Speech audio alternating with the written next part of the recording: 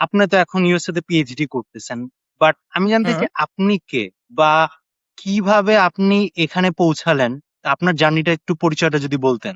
আচ্ছা, তো আমি আমার আন্ডার গ্রাজুয়েট কমপ্লিট করছি কেমিক্যাল ইঞ্জিনিয়ারিং ডিপার্টমেন্ট থেকে Shahjalal university of science and technology. তো আমার আন্ডার গ্রাজুয়েট শেষ হয় মোটামুটি 2022 সালের দিকে। 2022 সালের মে মাসে আমি থিসিস ডিফেন্স দেই। তো এই আন্ডারগ্রেড পড়া থাকা অবস্থাতেই আসলে মোটামুটি আন্ডারগ্রেড রানিং থাকা অবস্থায় সেকেন্ড ইয়ার শেষের দিকে বা থার্ড ইয়ারের সময়, সে সময় আসলে করোনা মোটামুটি চলে আসে। তো ওই সময়টা থেকে আমি ইউএস এর প্রিপারেশন নেওয়া শুরু করি বা ইউএসএ তে আসবো এই ধরনের একটা প্ল্যানিং শুরু করি।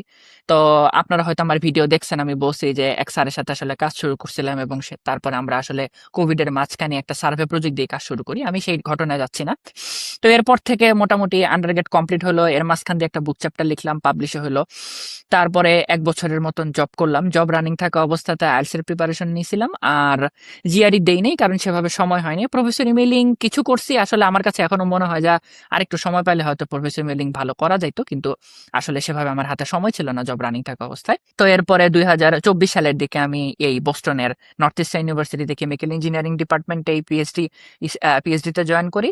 যদিও ডিপার্টমেন্টের নাম কেমিক্যাল ইঞ্জিনিয়ারিং, কিন্তু বোস্টন লোকেশনের কারণে এবং ম্যাসাচুসেটস স্টেটে মোটামুটি অনেক ফার্মা কোম্পানি থাকার কারণে দেখা যাচ্ছে যে এখানে কেমিক্যাল ইঞ্জিনিয়ারিং হোক বা মেকানিক্যাল ইঞ্জিনিয়ারিং হোক, মোটামুটি ভাবে বায়োলজিক্যাল রিসার্চ একটু বেশি হয়। তো এই জন্য দেখা যাচ্ছে আমার ডিপার্টমেন্টের মধ্যে আমি বায়োলজিক্যাল রিসার্চের পরিমাণটাও বেশি। আর আমার ভিডিও হয়তো আপনারা দেখছেন যে আমি আসলে সাবজেক্ট সুইচ করে আসছি। তো সে কারণেই আসলে আমি বায়োলজিক্যাল রিসার্চে মুভ করে আসি পরবর্তীতে, এবং এখনো এখানেই পিএইচডি স্টুডেন্ট হিসেবেই আছি। তো এই হচ্ছে আমার মোটামুটি।